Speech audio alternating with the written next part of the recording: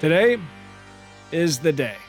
I'm going to tell you about that one time I almost died from masturbating. And if you're wondering what the hell this has to do with working out, building muscle, any of that, just wait. Let me take you back. I was roughly 9 years old when I figured out the mechanics of my penis. Before that point, it was just a pissing joystick. So one weekend, my parents flew me out to the beautiful land of Albuquerque to visit my 35-year-old single aunt who was addicted to painkillers and gambling. I'll paint the picture of her apartment a little bit so you know what we're dealing with. Have you ever seen that Z Gallery store in the mall where everything's shiny and obnoxious? It looked like that store threw up everywhere and then she sprinkled a bunch of Us magazines. But in her bathroom was a tub like I've never seen before. For one, it was clean. I grew up in a house where all the walls were painted yellow by marble reds, and when you got into the shower, even if you stood still, there was so much grime and film that you would just rotate in place. Not only that, it was fucking massive. I took one look at that tub and I knew today was the day.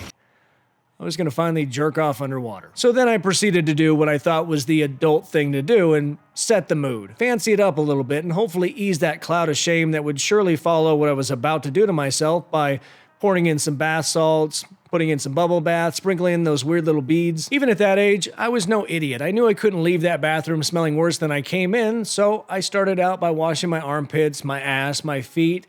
But I should have taken the fact that the bubbles had now turned into black clouds and the water had turned milky.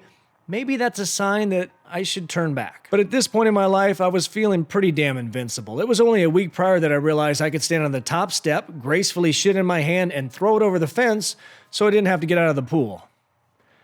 I was on top of the world. And after 10 minutes of being crunched over, profusely sweating, I fucking did it. And it was underwhelming.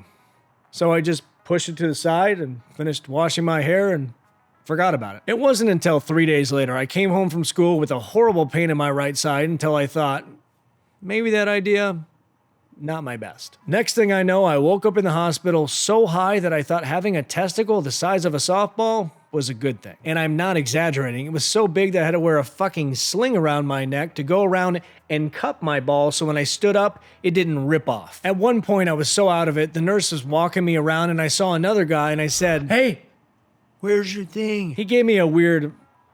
So I turned to the nurse and said, "Oh my God, was he not one of the chosen ones?" Like I inherited a fucking superpower. Thinking back, I feel so fucking bad for that nurse. She had to walk me around all day because for some reason being upright, walking around, getting my blood moving helped kill that bacteria that somehow infiltrated up my dick hole. And I made her keep a schedule. We had to do the rounds every night so I can go room to room to show off my new power. "Sit your chair up. Beth, sit your bed up.